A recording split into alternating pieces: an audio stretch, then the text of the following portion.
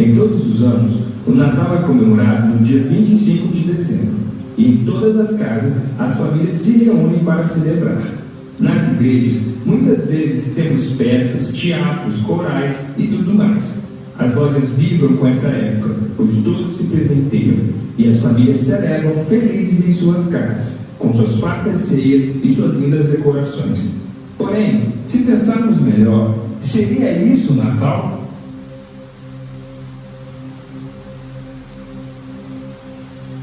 Vocês conhecerão a história de duas pessoas completamente diferentes, a Elisa e o João. Elisa era filha da diaconisa Helena, que era casada com Alberto. Seus pais sempre foram da igreja e estavam orgulhosos com o nascimento de sua filha, mas nunca foram grandes exemplos para ela como cristãos. Helena até era uma serva fervorosa, mas não se importava em incluir sua filha.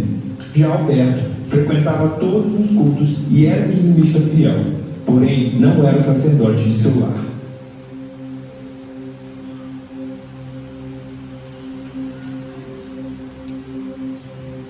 Elisa foi crescendo e seu comportamento entristecia seus pais. Ela nunca acreditou realmente em Deus, nunca quis saber da igreja. Mesmo sua mãe Helena, agora alerta de que precisava intervir em seu crescimento espiritual, trabalhando incansavelmente para trazer sua filha para a igreja, a Elisa não se importava mais. Ela era uma criança rebelde e quando brincava com as outras, os outros pais sempre reclamavam que ela era um mau exemplo para os seus filhos. Isso parecia não fazer muita diferença para Elisa, mas sua mãe se entristecia muito com isso.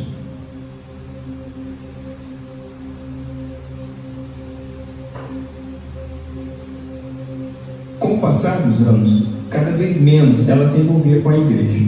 E na sua adolescência se envolveu com as pessoas erradas e engravidou.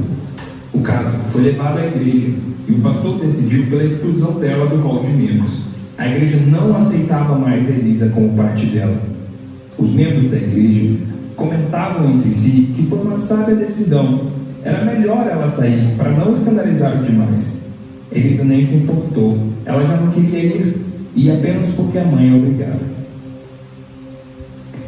Por outro lado, Helena ficou muito triste. Não entendia por que sua filha havia agido assim. Se culpava todos os dias. O que eu fiz de errado, Senhor? Onde eu falhei como mãe? Era sua súplica.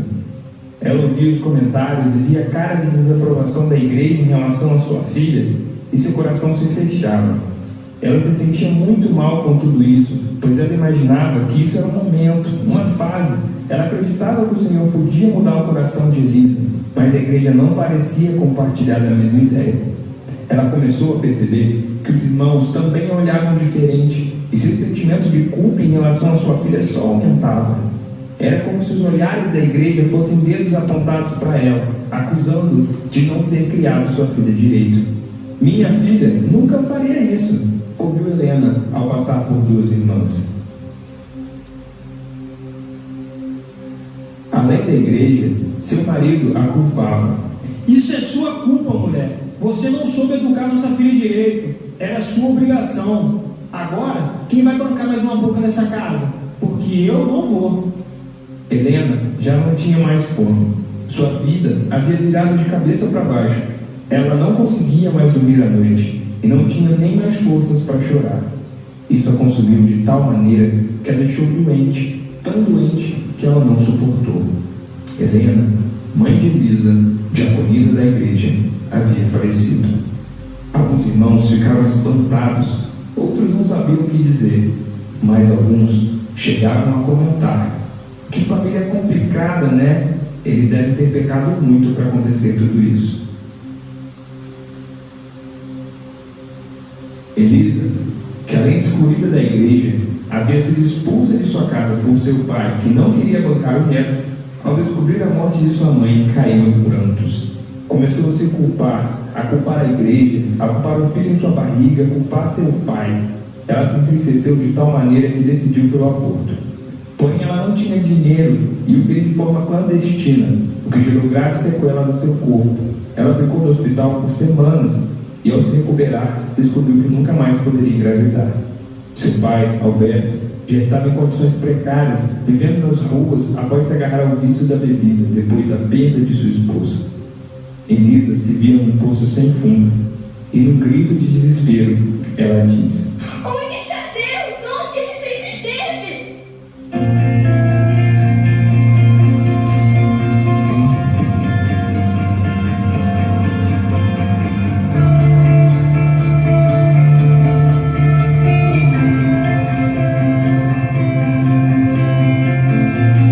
Coração de pedra, alma cheia de orgulho, caminho sem direção, casa abandonada, mundo tão vazio.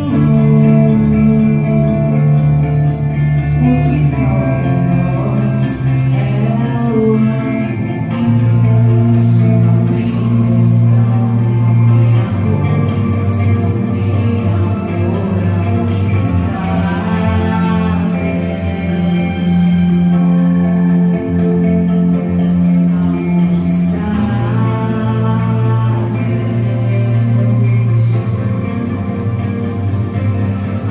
onde está Deus? Aonde está Deus? Está fora e a alma chora. Aonde está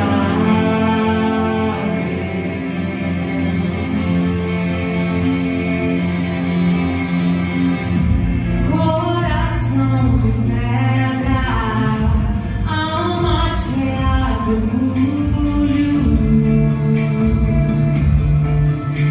caminho sem direção, casa abandonada, mundo tão vazio. O que falta em nós é o amor. Se não tem perdão, não tem amor. Se não tem amor, onde está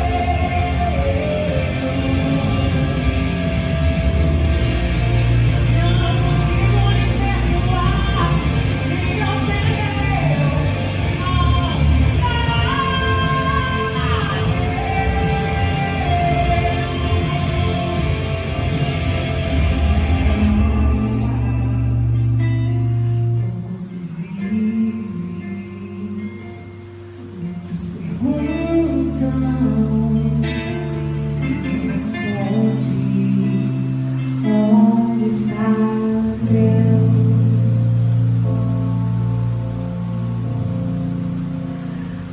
Aonde está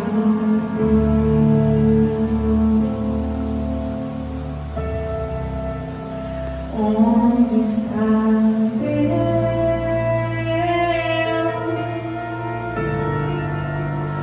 Onde está Deus? Onde está Deus?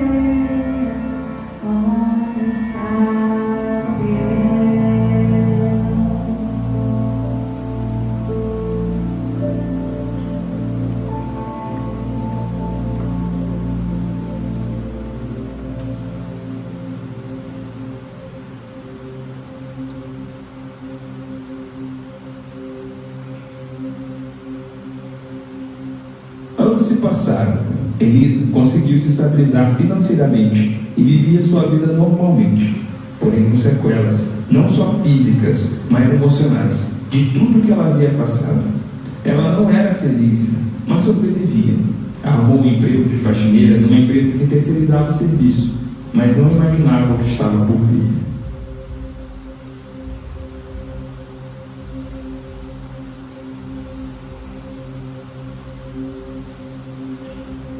Enquanto Elisa vivia sua vida, João, desde pequeno, seguiu firme nos caminhos do Senhor.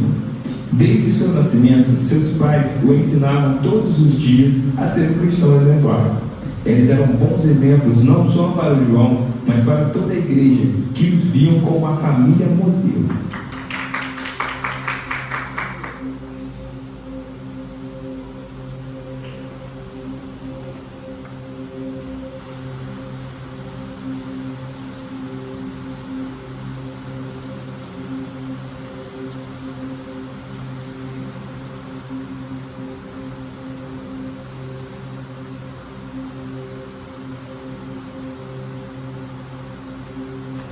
João cresceu, se tornou um embaixador do rei exemplar, ganhava todos os debates bíblicos e sempre era o primeiro a se prontificar a orar. Um menino de ouro, era como todos na igreja o conheciam. Quando seus pais chegavam, as pessoas os cumprimentavam, os viam como exemplo a ser seguido. Todos comentavam o quão bem eles criavam o João, e orgulhosos sempre davam alguma dica para manter os filhos nos caminhos do Senhor. Esse aí vai ser meu futuro genro, comentavam alguns. Esse vai ser pastor, diziam outros. E João cresceu rodeado de elogios e com a certeza de que ele era especial, separado, e que no fundo ele era melhor que os outros.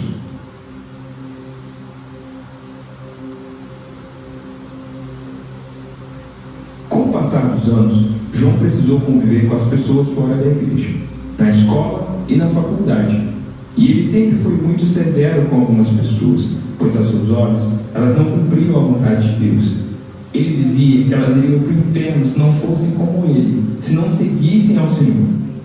Com o tempo, as pessoas começavam a evitá-lo, e ele pensava: pobres desses perdidos, vão todos para o inferno.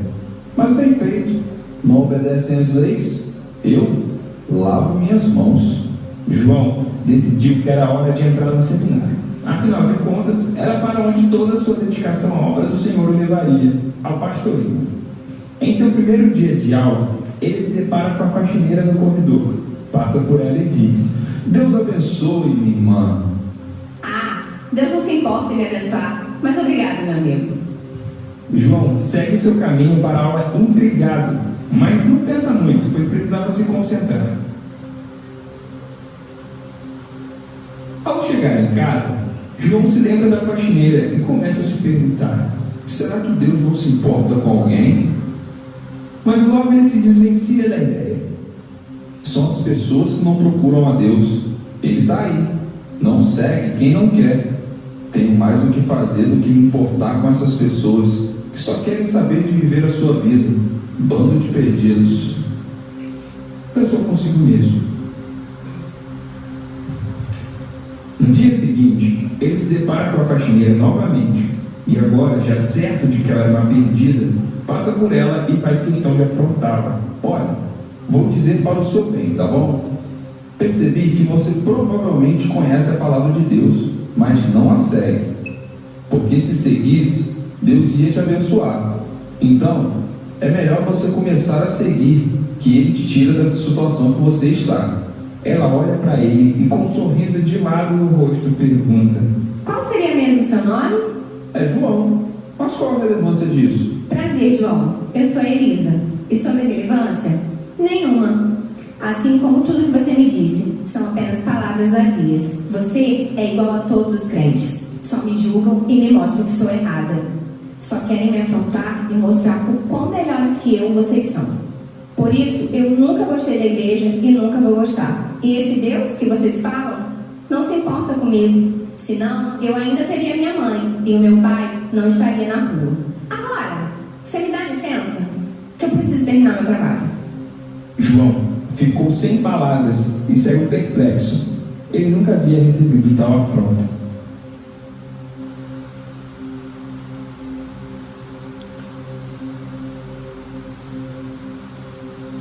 Ele mal conseguia dormir naquela noite e começou a perceber que talvez existisse alguma verdade nas palavras daquela mulher. As palavras de Elisa ficaram na sua cabeça. João não conseguia entender o que fez ela concluir aquilo. Não fazia muito sentido. Então ele orou ao Senhor, pedindo orientação, e Deus o confrontou com uma realidade que ele não enxergava antes. A igreja talvez não estivesse fazendo a vontade de Deus. E ao ler a sua Bíblia, o Espírito Santo revelou a João que Jesus veio ao mundo para cumprir a profecia de Isaías, onde Deus enviaria luz e alegria por meio do nascimento de uma criança que quebraria o jugo da nossa carga e seria chamado Maravilhoso, Conselheiro, Deus Forte, Pai da Eternidade e Príncipe da Paz. E essa profecia continuaria a ser cumprida à medida que o governo de Jesus Cristo continuasse a expandir-se eternamente, quando as pessoas o aceitassem como seu rei e tornassem merecedoras das bênçãos da vida eterna. Por que a igreja não está devotando seu tempo a expandir o reino de Jesus? Por que a igreja não está se importando em recuperar pessoas como Elisa e alcançar novas vidas? Indagou. Seguindo mais adiante no texto, em Isaías 9, ele se deparou com uma realidade que ele nunca tinha percebido. Sem a vinda de Cristo, todos nós, gentios, estaríamos em trevas. Não tínhamos a lei, apenas a condenação, apenas uma acusação sobre nós que exigia nosso sangue como preço. Que Deus, em sua infinita bondade e misericórdia, decidiu, através da sua infinita graça, nos salvar da condenação proveniente dos nossos próprios pecados, do nosso próprio amor às trevas. Ele entregou seu Filho, o Cordeiro Imaculado, para morrer em sacrifício, para que nós, os gentios, que não conheciam sua lei e sua graça, fossemos salvos, para nos libertar das trevas e nos trazer à luz. Nesse momento, João entende o quão importante era esse sacrifício, algo que ele nunca havia realmente entendido. Deus, em sua soberania e majestade, se não quisesse, não teria nos salvado, e ele continuaria sendo bom e justo. E se quisesse apenas salvar os judeus, o que poderíamos dizer? Estávamos nas trevas, nós amávamos as trevas. Após essa revelação, João se viu responsável pela vida da Elisa. Afinal de contas, antes de tudo, todos nós estávamos nas trevas, assim como ela. E se não fosse pela misericórdia do Senhor, nós ainda estaríamos lá. Então, como podemos julgar nossos irmãos se o pecado é intrínseco a nós que amamos as trevas? Só nos libertamos dela pela infinita misericórdia do Senhor. Pensava João profundamente.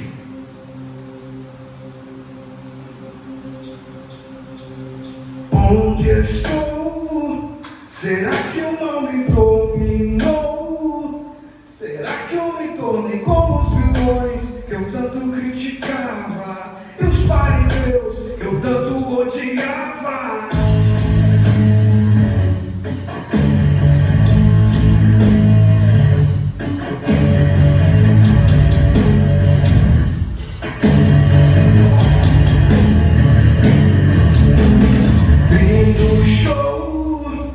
Verdade me desmascarou. Tentei deixar pra lá, mas meu pecado é mais que um momento. É vida inteira contra um mandamento. Desamor, milhões de obras sem valor. Eu não consigo amar quem não enxerga a vida como eu vejo. Quem não entende a vida como eu leio.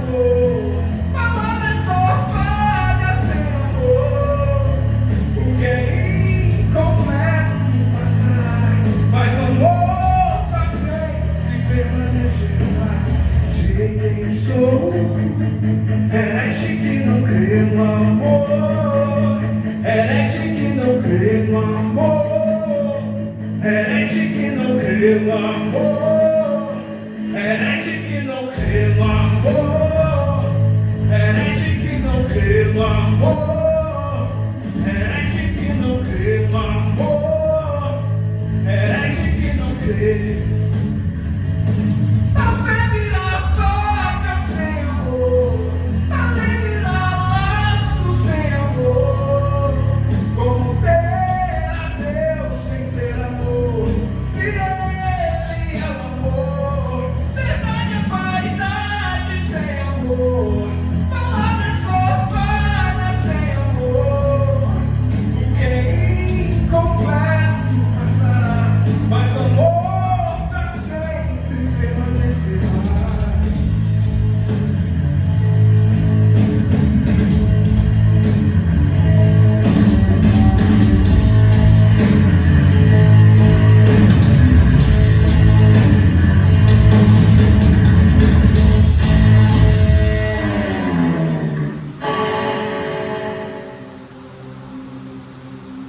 Depois disso, com sua influência, ele reuniu a igreja e juntos começaram a interceder pela vida da Elisa, orando e jejuando, dedicando seu tempo a buscar mais o Senhor.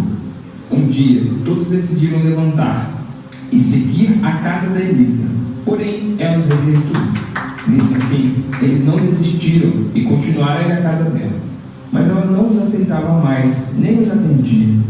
Eles continuavam em oração. Em todas as reuniões, João lembrava da Elisa. Depois de um tempo, muitos começavam a pensar em desistir, mas o Espírito Santo, que passeava entre eles, os lembrava que todo o trabalho era de Deus, que eles deveriam descansar e orar. E a igreja começou a entender o que é ser corpo, o que é ser um, e unidos, reunidos, buscavam e descansavam no Senhor, na certeza de que no tempo de Deus Ele faria a obra.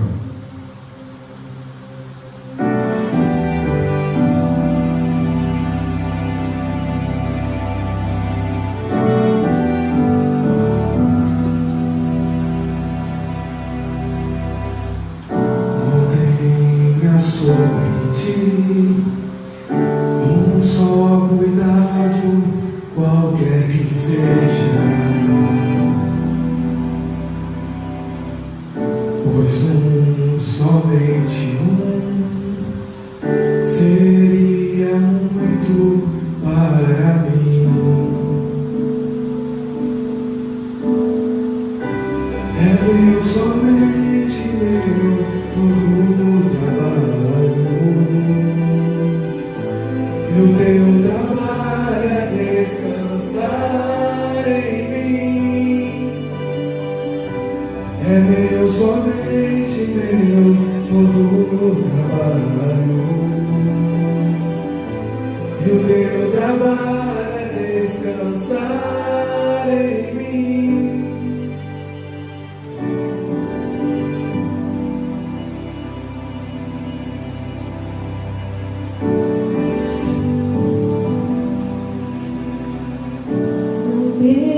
Mas quando enfim tiveres que tomar decisão, entrega tudo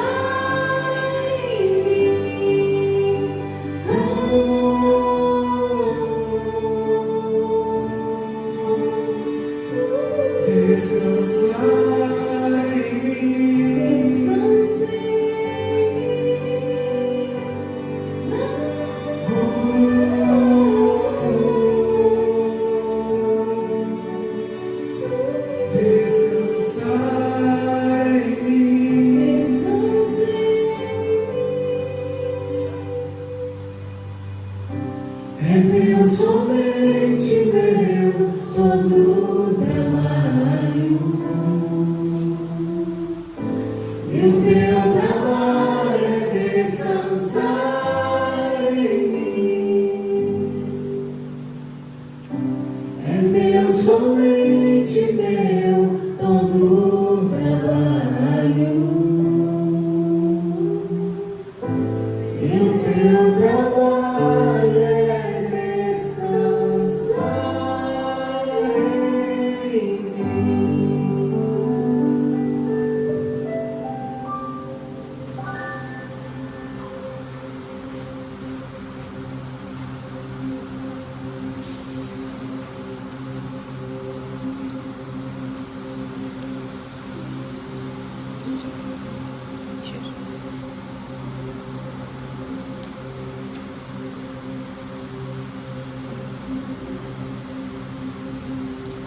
Elisa estava vivendo sua vida longe de Deus, e a cada dia ela se sentia mais amargurada, triste, desamparada. E por mais que não admitisse, ela começou a se sentir bem com as tentativas da igreja do João em se aproximar dela. Ela não tinha muitos amigos, e os poucos que tinha só a deixavam para baixo. Mesmo rejeitando todas as tentativas da igreja, ela no fundo queria que eles entrassem em sua casa, mas seu orgulho a impedia. Seu coração ainda estava muito amargurado e conflitado com tudo que ela viveu. Mas depois de um longo dia, chegando à sua casa, se prepara e vai dormir. Durante o seu sono, ela sonha com a sua mãe e recorda bons momentos em que vivia com ela, inclusive um em que ela presenteia com uma Bíblia. Nesse momento ela acorda e em prantos olha para o céu e diz: Por que você deixou ela ir, Deus? Por que não me castigou no lugar dela? Em meio às lágrimas e todo o lamento, ela avista ao lado da sua cama a Bíblia que sua mãe havia dado a ela. Por algum motivo, ela estava lá esse tempo todo. Ela nunca conseguiu se desfazer do presente de sua mãe. Ao abrir sua Bíblia, ela percebeu que havia um marcador de página muito antigo que sua mãe havia deixado. Atrás estava escrito: Espero que um dia você conheça a verdade e que um dia ela te liberte. Eu sei que posso ter sido uma mãe ruim para você, mas tenho certeza que o Pai que está nos céus saberá cuidar de você muito melhor do que eu. Com amor, mamãe. Elisa desaba em lágrimas, mas resolveu ler o texto marcado que dizia: Contudo, não haverá mais escuridão para os que estavam aflitos. No passado, ele humilhou a terra de Zebulon e de Naftali, mas no futuro honrará a Galileia dos gentios, o caminho do mar, junto ao Jordão. O povo que caminhava em trevas viu uma grande luz. Sobre os que viviam na terra da sombra da morte, raiou uma luz. Fizeste crescer a nação e aumentaste a sua alegria. Eles se alegram diante de ti, como os que se regozijam na colheita, como os que exultam quando dividem os bens tomados na batalha.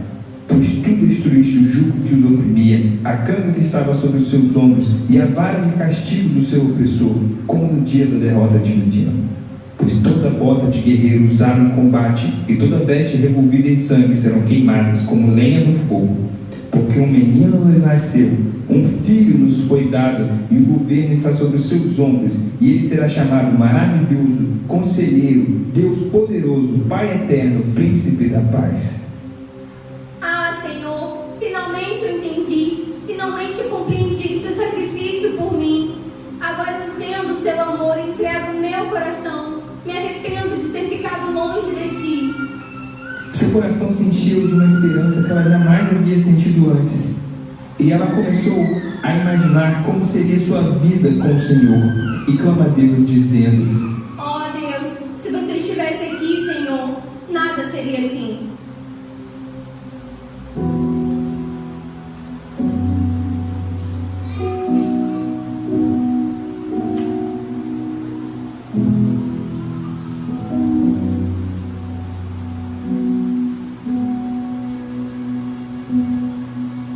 Já é tempo de intervir, amigo. Se você estivesse aqui, nada seria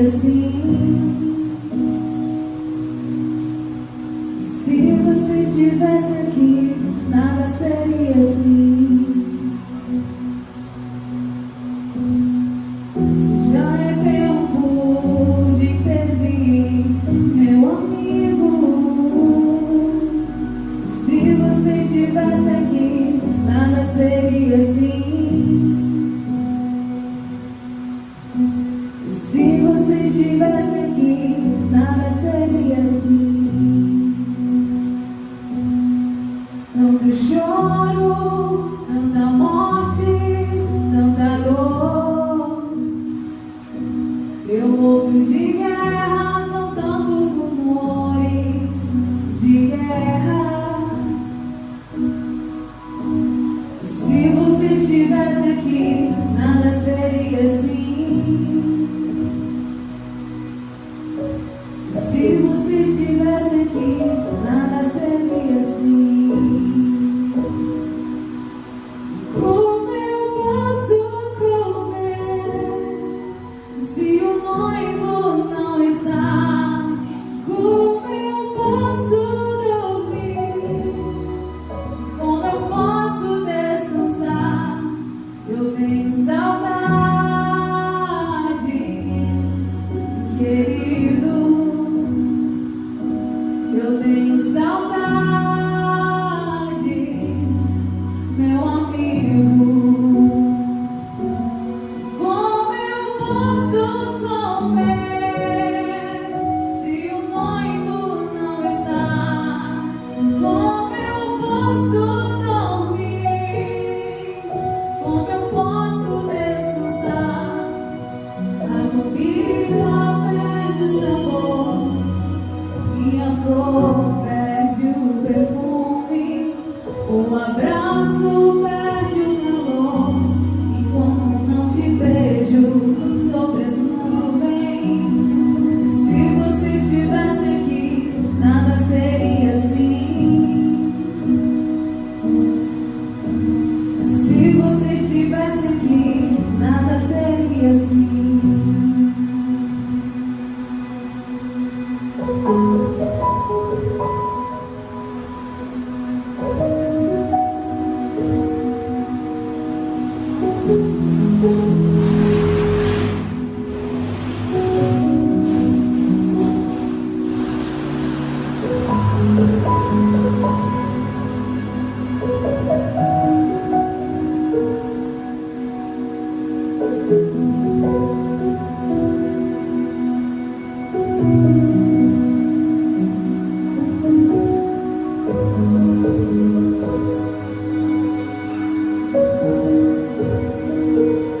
Não é só distinguir o sofrimento,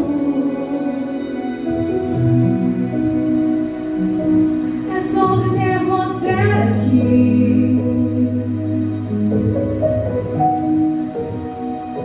Porque eu não quero paz sem o príncipe da paz. Não, não, não, não, não, não.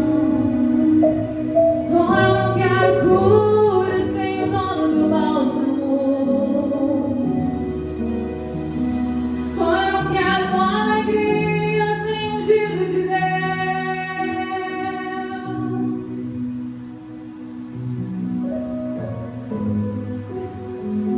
Eu não espero a eternidade sem o eterno. O que eu quero é você. O que eu quero é você.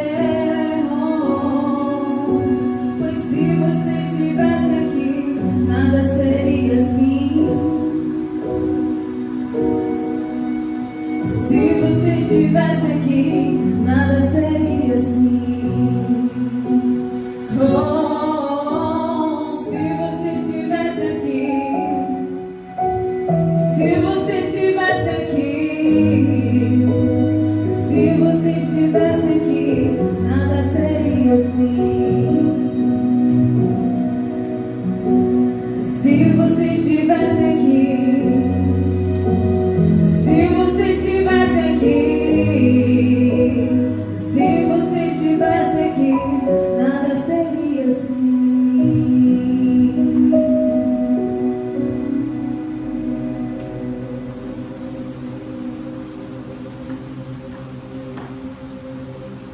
Alguns dias depois, Elisa já se sentia uma nova pessoa. O Natal se aproximava e ela não via a hora de comemorar o nascimento daquele que veio para acabar com a escuridão dos que estavam aflitos. e o desejo de estar na igreja aumentava em seu coração. Porém, ela tinha medo de ser julgada novamente, pois se envergonhava de seu passado. Mas ela criou coragem e na noite de Natal resolveu visitar a igreja do João. Ao chegar lá, todos a receberam com alegria e com festa. Todos comemoravam pela chegada da Elisa. Ela ficou muito feliz, pois era seca. Eles a tratavam como família, mesmo com suas falhas e pecados. A igreja pedia perdão a Elisa, por conta de sua igreja ter sido tão dura com ela, e todos a abraçavam e choravam. Naquele dia, a igreja percebia que Deus, sendo amor, não poderia estar no ódio, na injustiça, nas acusações. A igreja percebeu que seu lugar era na mesa com o Senhor, e que nessa mesa sempre caberia mais um. E seu papel era puxar a cadeira para outros poderem sentar. Pois na mesa do Senhor, todos, sem exceção, são curados de suas máculas, de sua maldade, por o sangue de Cristo nos purifica.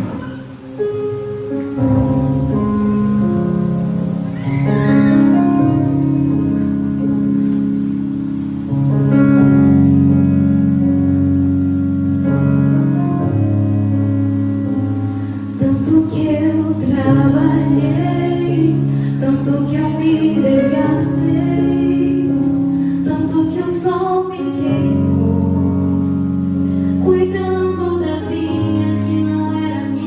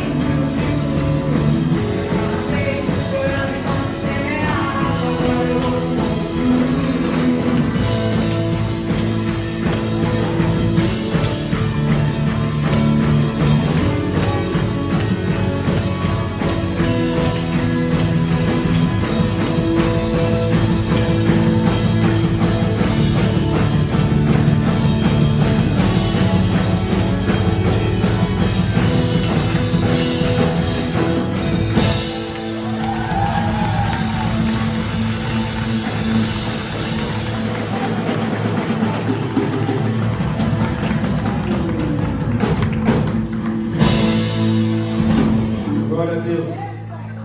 Toma sua senta rapidinho. Rapidinho.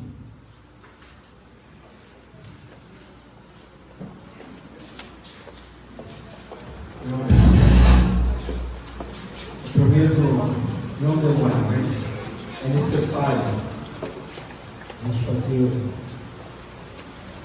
uma meditação.